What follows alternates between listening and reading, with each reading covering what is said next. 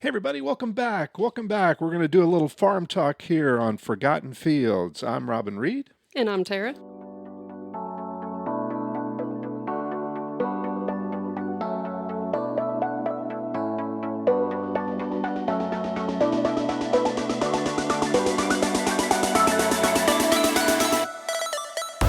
As we record this in late September, thinking about autumn, and so our song tonight is called Autumn's Coming.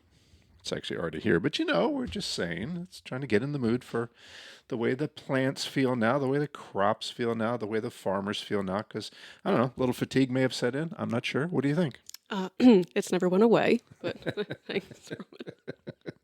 Exactly. We got a lot of interesting things, or at least we hope they're interesting to you, to talk about again. Forgotten Fields, and we're in Botetourt County with Robin and Tara. And so, if you don't know where we are, that's in Western Virginia. If you're going down Interstate 81, you'll trip over us, and that's fine because you'll probably be going 3 miles an hour, for a couple of hours because we have that interstate thing going for us these days. And that's not uncommon around Virginia, but I digress just a little bit. Hey, what are we going to talk about today? Well, the colder months are coming up, Yeah. so we're going to talk about how we're preparing for, yes, autumn's here, autumn's still coming, but winter is also approaching. You have to work ahead, yeah? Yes. If you get behind in farming, you're behind. Oh, if you're not thinking 6, 8, 9, 2 years in the Years. future. Yeah. Exactly. Yes. I can understand that. So I thought I would start off with a little weather update today. Again, if you're just joining us for the first time, background is in meteorology. That didn't mean I knew what was going to happen, but I could talk up a pretty good game. And we came out of some fairly significant drought conditions during the summer and fall of 2024, and that affected a lot of things. And then we get into the tropical weather season where we do end up getting some rain, generally beneficial, hopefully not too much at one time, but that's not always the case either. So now, as we are going through September, the weather has changed, got a little bit cooler, and it got wet for a little while. And I'm just curious, Tara, how that might have affected things that were being produced right at that time. What's coming out of the fields, and if too much rain fell, what would that look like? So what we're seeing right now is the corn that we strategically thought we were planting strategically, mind you, and proactively so. Every 2 weeks or so, we would plant some new rows of sweet corn, and the first was fantastic. Back in late spring, absolutely wonderful, and we planted it very very early, and we harvested it very early. But when that drought hit, it just decimated. I mean, our crop ceased to exist, so we had no sweet corn on the farm stand. It was just, we were very very disappointed. But now with that moisture coming back, those kernels were able to be fleshed out. They were coming all the way to the tippy top finally of those ears. The popcorn was doing beautifully, so it was just the kiss that we needed to kind of bring those to full fruition. But now we're kind of seeing that moisture acting in different ways. We're trying to get ready for the cooler months with our silage, making sure all that's wrapped and getting ready to go. Seeing if any animals need to be overwintered, if we need to move them anywhere, do they have enough shelter, have we provided all the nutrition, have we been proactive on that front and ready to go. So I think when the drought happens and you start thinking about, oh, I wish I would have done this, I wish we would have done this, how could we have seen that happening?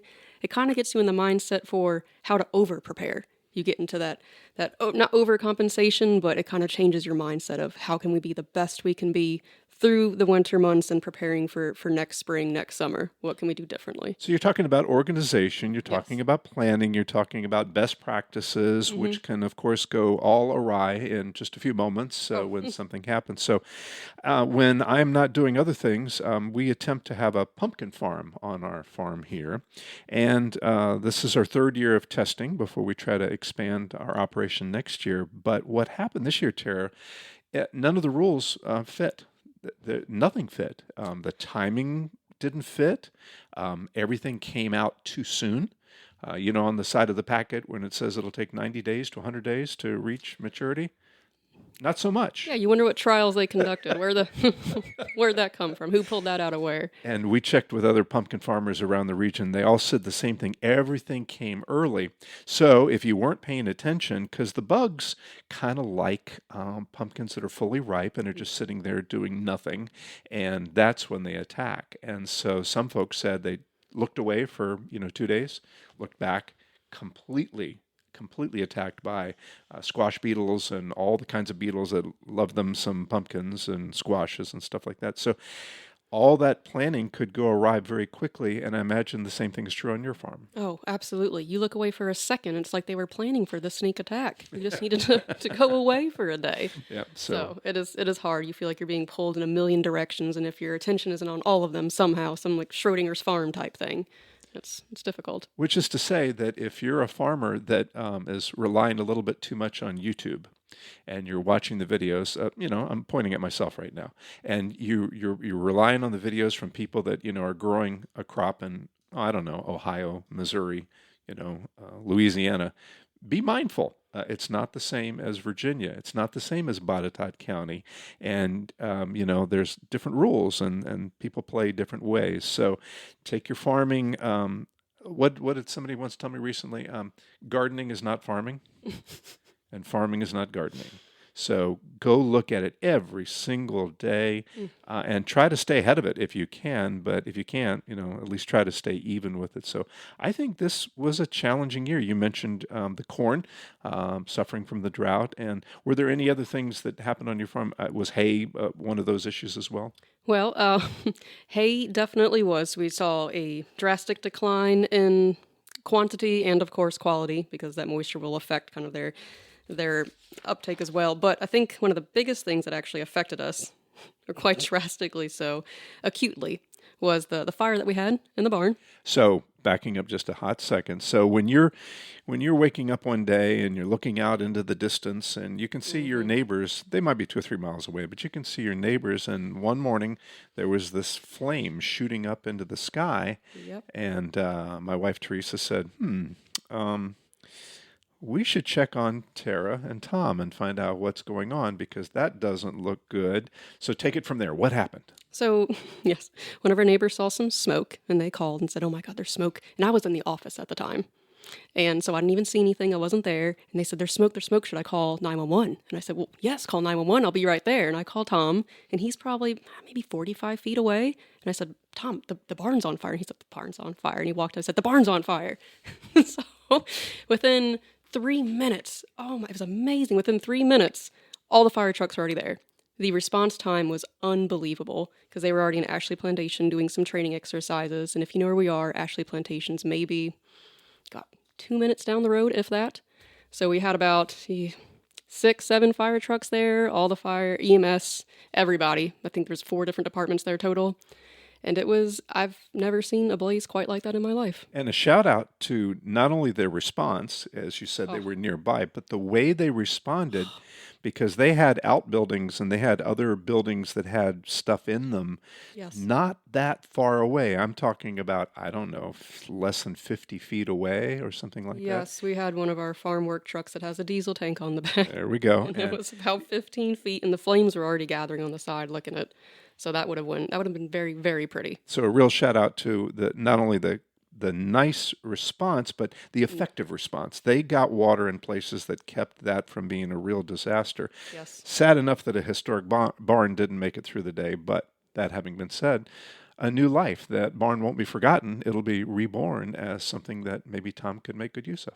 Right. It just makes you think about what was most significant the whole time. What were we holding on to with it, and what can we kind of not to be too woo about it, but can we be like a phoenix rising from the barn ashes and taking what was most precious about that and planting that seed and growing it into something even more beautiful? It also tells the story that anytime you stack a whole bunch of hay in a confined area, whatever happens in a hurry. Yeah, and with hay, with straw and with hay especially, you're kind of a damned if you do, damned if you don't, because if it's dry, you're SOL. If it's wet, then it can also catch on fire. So what do you do? Real farming, ladies and gentlemen. Real farming news right there. Yep. You are out of luck. All right. Laugh or you'll cry. So that happened, and that sort of changed the dynamic of what you were planning. But tell us a little bit about this time of year. What you mentioned the corn, the sweet corn. By the way, I had your first round of it. Thank you for sharing that. That was delicious. Tell us what else from a producer's level in September and maybe October. What are you really pushing at this point? So right now, our millet's almost ready. So we'll be using that for silage. That's looking beautiful right now. If you've never seen millet, you have to look it up. It looks like giant cattails. The color is just beautiful. It's speckled with white and brown. It's just absolutely gorgeous palette. So we have that. Sudan grass is coming up, so that'll be ready to cut soon. Once we get through all of that, I'll be so happy when hay season's done. I feel like it takes somehow a year and a half and 12 months. I don't understand the math. But once that's all concluded, then we can start to actually store that away, get the silage ready for the animals when all the grass is completely gone, and we can make sure that they're stuffed and happy and healthy throughout all the winter months. And then we can just start preparing for the rest of it. So besides, I think the biggest part of the farm is, yes, you're growing the crops, you're raising the animals, but it's that maintenance work behind the scenes. And God, that's a huge chunk of time. Something, and all the farmers listening will be on board 110,000%. Something is always broken. Always broken. Nothing's ever operating. And it never breaks. It never breaks when you have time for it. It Oh, always no. breaks at the most. Like, Yeah. I want to do this now. Oh, no, you're not. Yeah. You know, that's not going to happen today. Absolutely. So it's a test of will on a daily basis. So it's going back and fixing all of those things. So it's basically a maintenance period for us, making sure everything is just running as it should, and just careful orchestration and controlled chaos as it normally is on a farm, but keeping that operation smooth. So keeping this real, because this actually happened today, and we were getting ready for our podcast to sit down and chat with you guys today, and I wanted to run a couple of errands here on the farm before Tara got here to our studio, and it seems that a bear has taken up residence in about a 3 mile area around here, and our neighbors, you call them neighbors, right? You've got to drive to get there, but they're still your neighbors, said, oh, we've been noticing a bear. And for the second time, he made a visit to the farm today. Well, actually last night, because I didn't see him. I had strapped that trash can with nylon straps and rubber bungees, and I had that thing buckled down for everything that it was worth. And as I was going down the front of the property and noticed the trash strewn about hundreds of yards in all directions, I thought, huh. When I got down to the can is still strapped shut. It's still tied down. Somehow the bear opened it up, pulled everything out, enjoyed, drug it all over the place. And yet when I took a picture of the can, it was still strapped shut. I think I probably need to move the can. I mean, really? Sneaky. Bungee cord? No. So anyway, so the point of that silly story is that you cannot plan for what's going to happen. You can try. You should go for it, but it doesn't always work out that way. No. And sometimes you feel like just live in the end of all potential scenarios, really. So it's not being pessimistic, but No. it's an opportunist for an invitation for any scenario. Time is relative. Yes. You're not living on city time. You're living on farming time. Right. And it'll all work out. Okay. So your regular things that you're doing, whether it be crops, whether it be livestock, whether it be eggs, everything's at full swing, and you're getting ready for a change of the season. Yes. So what else is going on? Yeah, you got to fix things. Yeah, things are broken, but what's your mindset like when you get into those first cold days? So this is actually some of my favorite time of the year. For us who are thinkers, overanalyzers, and such, we take. So it's farm related, but more than that because we're a business as well. But we're kind of digesting, ruminating on all those seeds of ideas we've had through the years. Oh, I got that. That was nice. Nice little point. oh. Seeds of ideas. Okay. So, and a lot of them are weeds. So I'll tell you that most of our ideas are seeds or weeds. So we'll go through and cut those, and you kind of just think about, oh, will this idea actually work? Is this a good idea? Should we kind of flesh this out, let it grow, see, actually make it come to fruition, and execute it? So that's our time to think about everything that's happened, bring out those notebooks and sticky notes, and look over everything we've dwelled on, and kind of think about the plans for the next year. Okay. Well, I think you may have stepped into an area that we need to now sort of advance and discover for the first time on our podcast. Your significant other, Tom, has a lot of things going on, and he has some thoughts on this sort of thing. So I think it's maybe time we called him. So what do you think? I think so too. Hey, Tom. Hey, Tom. Hey, Tom. Hey, Tom. Tom. Tom. So, Tom, fall's here, winter's coming. That means you're going to have a lot of downtime on the farm? Not quite. Not quite. So what does preparation look like? What are you doing for the crops, grasses? So the crops, a lot of the summer crops are starting to wane out and start to die off. And once we get our first frost for the year, they will die off. And it's time to start thinking about planting are cool season grasses, grasses such as barley, rye, oats, things that will be growing through the winter time and will photosynthesize down to lower temperature. A lot of the perennial crops in the field, such as the fescue and the orchard grass, actually really love this fall temperature. They really love temperature between 50 and 70, and they like a little bit more moisture, especially than what we've been having this year. It's been a pretty dry year so far. As those start to grow, it becomes very nutritious pasture for the animals.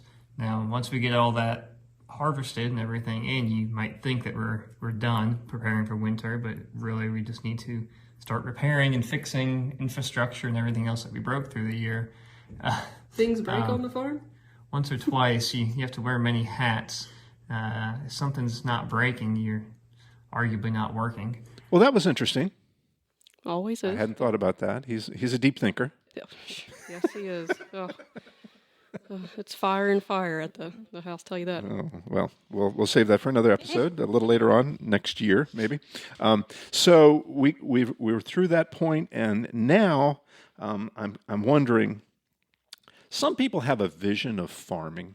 They think they know what it is. They think that they've seen it on TV or they've driven past it at festival. Boy, is it time for festivals around here or what? Whew. Yep. So much good stuff going on. What's your favorite when you go to one? What are you looking for? My favorite is something that I can't get on the own farm. It's my type of escape. So I love pumpkin patches. I love mazes. I'm already lost 99% of the time in life anyway, so it just helps me kind of, wow, I'm physically lost this time. This is great. So I don't know if you know this, but your Tom is thinking about a corn maze. Did you know that? yeah, probably trap me in there somehow. Yeah. Probably the long con. But yeah.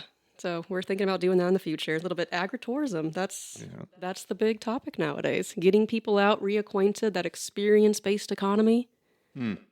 Well, I asked him, I said, how big is it going to be? And he sort of sweepingly pushed his hand out in the distance, and I'm standing next to him thinking, that's going to be the biggest corn maze that Disney ever invented. And what's he going to do with that? And then I said something stupid like, well, this thing only is valuable from a tourism standpoint or from a visitor standpoint for about 3 weeks, right? It's got a short lifespan. And he proceeded to tell me that I was wrong and that, it could go much longer than that. And I said, okay, I want to see this guy's maze in February and just see what it looks like, Yeah. because it'll still be standing. Oh, it will be. He'll find a way to bend space-time, do something to make it fit. That sounded like a lot of fun. What else do you like to see when you pull off on the fall day in a festival? It's just the foliage. I just love that. I love just that smell that comes along with it when you're in those corn mazes, when you smell those pumpkins. And I think it's just that accessing that memory from when you're little to all these romanticized ideas of what fall is. I remember the first time I saw in Southwest Virginia what was considered a pick your own pumpkin. It kind of wasn't what I thought of. It was a field. It may not have even grown the pumpkins, but it was a field, and had nice grass, and these pumpkins were scattered as far as the eye could see, but they weren't connected to anything. They were just out there. So you could go pick your own pumpkin, which is what it was. You go pick your own pumpkin. In my mind, it meant like a Christmas tree. You go cut down your Christmas tree. Well, you go cut down your pumpkin, right? You go over there and it turns out that doesn't work very well because pumpkins have to be harvested at different times depending on their maturity. And so when I saw these pumpkins out on the field, I thought, well, that's cheating. No, that's necessary. It is amazing these kind of, once again, overly romanticized ideas that we get. These perfect little Disney escapes that we need to see as humans. Yes. It's like the first time you go to Floyd County and it's 73 below zero with a wind chill of 100 below zero, and you think you're out there cutting a Christmas tree because it's romantic. Yeah. No. Yeah. No, there's no romance to that at all. But yeah. Just frostbite. That's all you get from that. But again, that's farming. That's their farm takes years and years and years to get there, and they have a few years where it's peak. And so you hope the weather cooperates, and but still, you got to romanticize if you're going. Oh, and by the way, when you put your tree on the car to drive it back down to town, don't use elastic straps. Yeah, it'll come off in a heartbeat. And end up where? Well, road burn for most of Route 221, and then when you get it in the house, you aim it away from the road burn so that good part's decorated, but everything behind there is pretty catastrophic. Oh, that's my good side too. So, the back. That's farming of a different kind. Okay, so the seasons are shifting. Tom's told us what he thinks is going to be happening. Let's talk just briefly about. We're not really talking about myths. We're talking about just now. What you thought you romantically was going on with farms or with people or whatever. But what are some myths about farming that you've uncovered that you think are worth sharing with our audience? Oh my goodness, some of my absolute favorites. And we won't get too spicy too Well, right up front. okay, but maybe next week. Oh yeah, absolutely next week. Let's see. Okay. Here she goes. She's myth busting right now. She's working through the list. She's got pages and pages and pages of myths.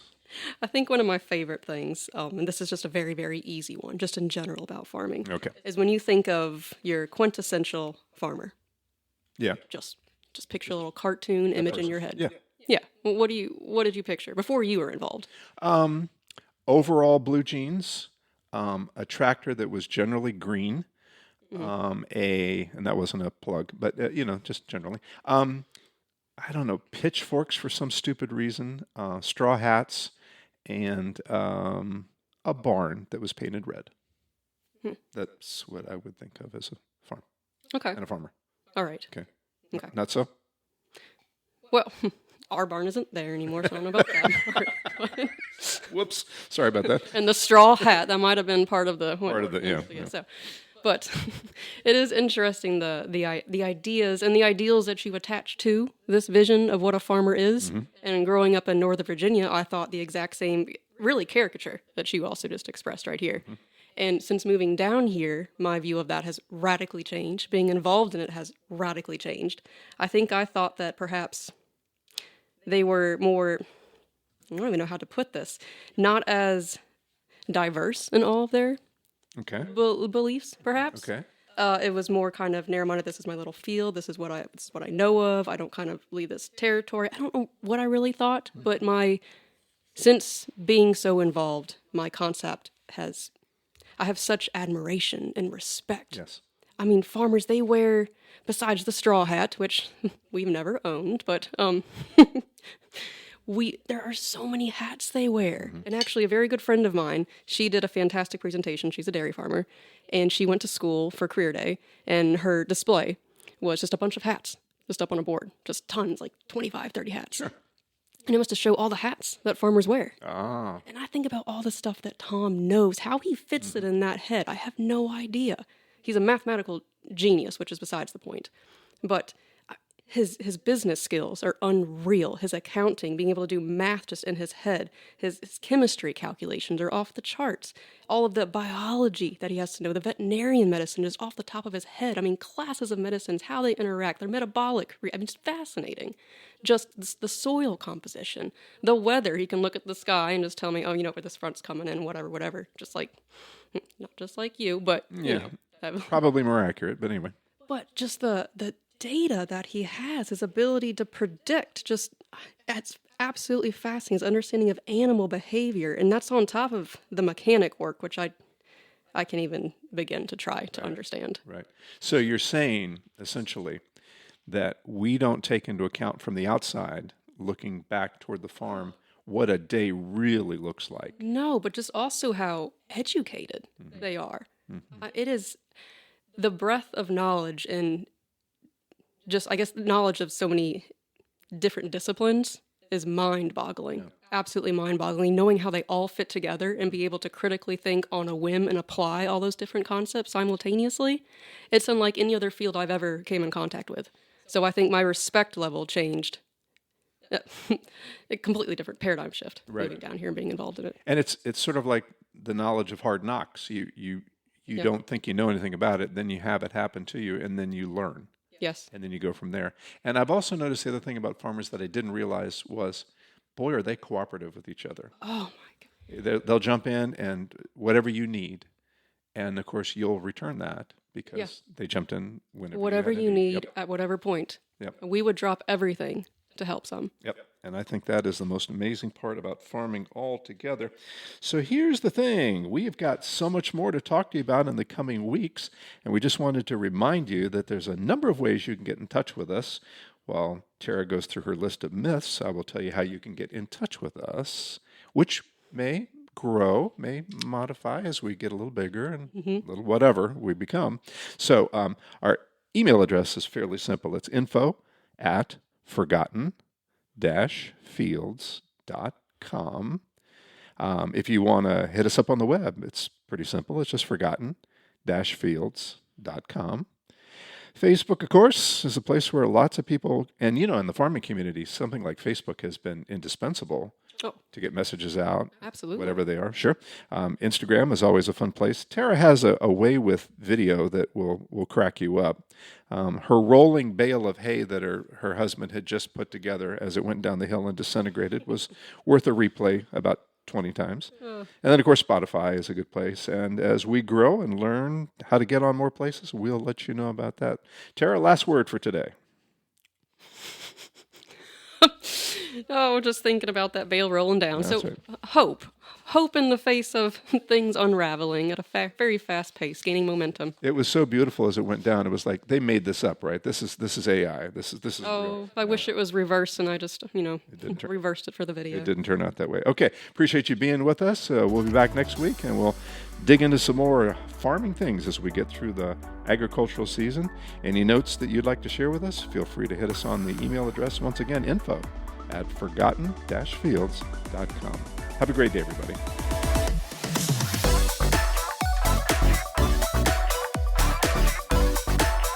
On more places, we'll let you know about that. Tara, last word for today. Oh, just thinking about that bale rolling down. That's So right. hope in the face of things unraveling at a very fast pace, gaining momentum. It was so beautiful as it went down. It was like they made this up, right? This is AI. This is Oh, real. I wish it was reversed, and I just didn't turn- reversed it for the video. It didn't turn out that way. Okay, appreciate you being with us. We'll be back next week, and we'll dig into some more farming things as we get through the agricultural season. Any notes that you'd like to share with us, feel free to hit us on the email address. Once again, info@forgotten-fields.com. Have a great day, everybody.